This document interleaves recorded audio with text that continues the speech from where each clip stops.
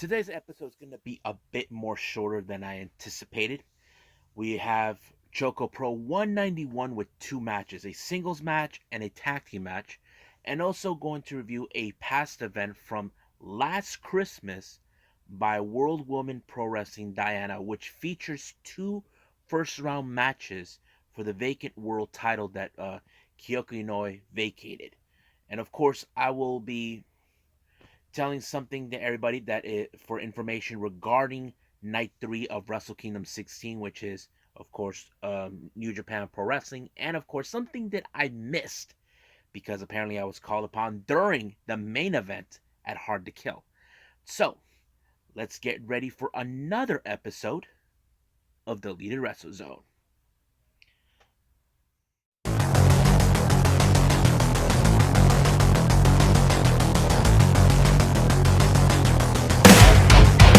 Are you ready? Get up, get up! Get up, get up! Get up, get up! Get up, get up! Get up, get up! Get up, get up!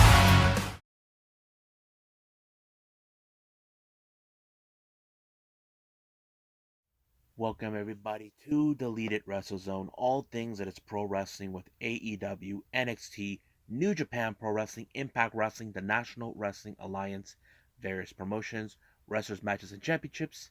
I am your host, Jay Rod here. So, let's begin with the latest Choco Pro event, number 191. Only two matches on this one.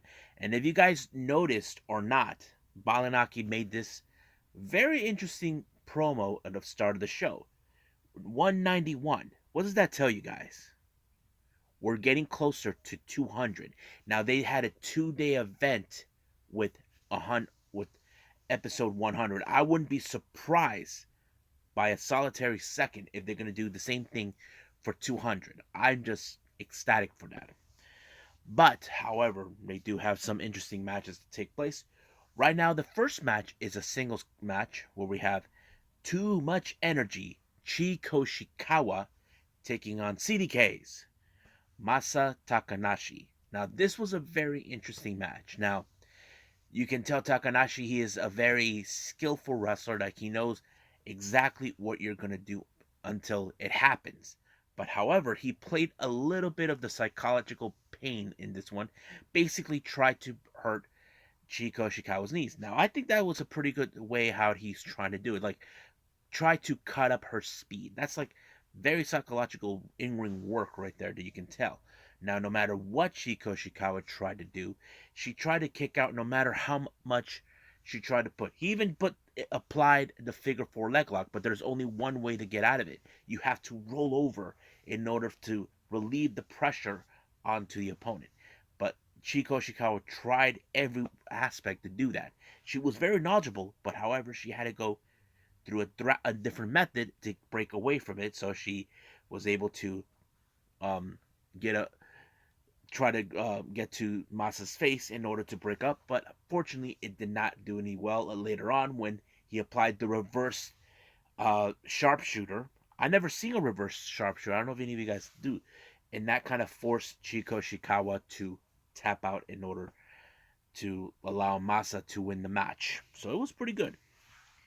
Now, our next match, we have, of course, tag team action. We got Yuna Mizumori teaming up with Sayaka Obihiro to take on the Best Bros. Now, I've always been a big fan of the Best Bros, of what they can do. This was another non-title matchup, in case you guys are wondering. Now, if Yuna or Sayaka were able to pin the Best Bros, they would get an opportunity of those titles. But it was a very intense match. Now, normally, whenever the match opened up with Mei and Sayaka facing off, but this time, whenever when Sayaka tagged out and let Yuna take over, Mei decided to tag Valiant. This was unlike her, but I'm assuming they're trying to keep the momentum as the Best Bro as much as possible, as they know they're being gunned. They know they have to keep the momentum going. And I think that plays out in a very fantastic way for them, knowing that they are currently the longest reigning tag team champions in Got to Move. and of course in ChocoPro. But I was really amazed how things they work. I mean, not to mention that roll up pinfall that they do together that allowed them to win their matches. That's how something new that they developed. I don't know if that was something they thought of, but it was great. And of course, they continue to be the best that they are. But who will be the most likely candidates to, you know, I don't say dethrone them? Well, we'll see about that when that day comes. Now, for the Jonkin tournament, we have, of course, only 6 people. So there was 2 first round matches and 2 bye matches. So basically, we have May, who had to receive the bye, and so did, of course, Balinaki, I believe. But I was surprised that it was Sayaka who was able to be removed from the opening round. So did Masa. It was kind of in string. Even the thing is, Balin didn't even make it past by the first round. I was like, wow. But May was made it to the finals until she got into Yuna Mizumori. So basically, they almost tried to get in each other's faces, but they remind them, hey, this is Jonkin, Jonkin, Jonkin. So basically, they had to keep it cool. But to my surprise, I did not expect for May to lose. That somehow she lost, allowing for Yuna to win. So I'm like, and if I was Balianaki, it's like, how dare you lose? He always does that. But that's how it was for them. But I think that's pretty much it what we got for Choco Pro. So there will be another one coming up the following day. I will put that on a separate in 2 episodes timing. I will do another one after this one, but right now I think it's time for me to move on with World Woman Pro Wrestling Diana.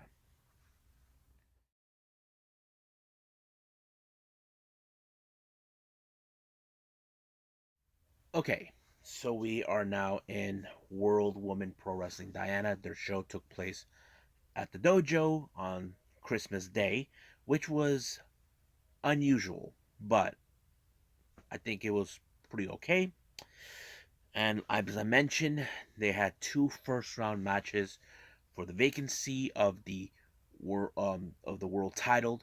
So basically, they set up a tournament, and I believe it's still going to continue on. This is day 1 from it. But right now, let's do the opening match they have.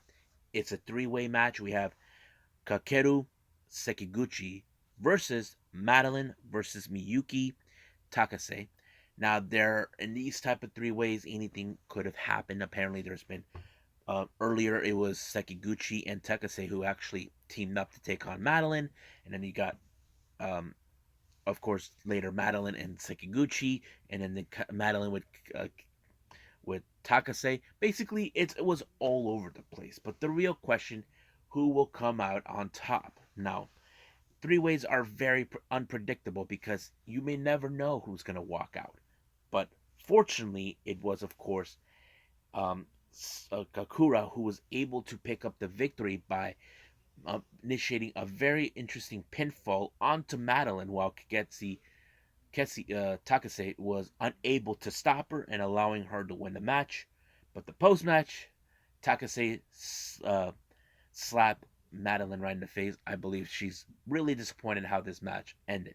But it's nobody's fault. I mean, like I said, 3-way matches are really predictable. You don't know what to expect. Now, our next 2 matches are the first round matches for the World Women Pro Wrestling Diana's World Championship in a tournament. Here's the first match. We have Ayame Sazumura versus Nagise no Saki. It was a pretty intense match on this one. I was like really impressed with both these ladies. I've seen them on previous wrestling shows. It doesn't matter which ones, but wow, it's pretty good. But I wasn't too much trying to figure out who was gonna win. But I just let's see how this one rolls out. But it was Nozaki who actually picked up the victory with a pinfall in order for her to advance in the next round. So she stays in the tournament, and Sazamura, sorry, she's out. Next round, we have, of course, Rina Amikura taking on Riden Hagane. This was another interesting match. Rina Hagane is a bit of a savage in the ring. Basically, you can't. She's very, very more of a wild person in the match, But Rina, she's very capable of holding her own. But the real question, did she really hold her own? Well, she did, until somehow Hagane was able to actually pick up the victory herself in order to advance by an amazing pinfall. Now, our last match, we have, of course, Deborah Kay teaming up with Ayako Sato, taking on Aruka Misaki and Jaguar Yokota. Now, as you guys may or don't know, Ayako and Jaguar, they're both part of the same faction along with Madeline Crisis. It was a very unusual thing for me to hear, but it was worth it. But however, they mostly don't like Deborah Kay. Crisis had dealt with her many times over. Deborah Kay always starts a problem, but of course she knows she's teamed up with Ayako. But sooner or later it was going to end where someone was going to walk out. But it was, of course, Jaguar who picked up the victory towards Deborah Kay. And, basically this became like a 3-on-1 scenario with Deborah Kay. Basically, Deborah Kay's the bit of the firecracker of the group, but Crisis are not just don't want to deal with her. They just don't want nothing to do with her. So she's too much, goody two shoe. That's what they view her, and it tells the story. Like saying Crisis are the top faction in Diana, but we'll see what happens. But just to bit of a warning, I don't know for sure if I'll be able to see more of these. They have been new events, but normally they've been broadcasting this on their YouTube channel. So I don't know if there will be more. So I think that's pretty much it, and I believe I should call it a, but also give out some interesting things that I need to put out for all of you. Well, I hope you guys enjoyed me reviewing this video. As I mentioned, this is a very shortened video than I did not anticipated. Before I go, I want to put something out for all of you guys that I did not know, and I just found out today. As you all know, I did watch Impact Wrestling, Hard to Kill. I missed the scene where, of course, Roxy was there. Now, I don't know. It happened because I was called for an errand, a small errand to do, and practically I missed it, but I did see the photos. I was like surprised.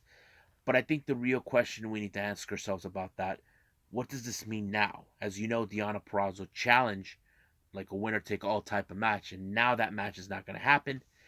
But we'll see what happens then. Because the thing is, it was more like the Knockouts title and the the Ring of Honor Women's Championship. That's something I feel we need to put out on it right now.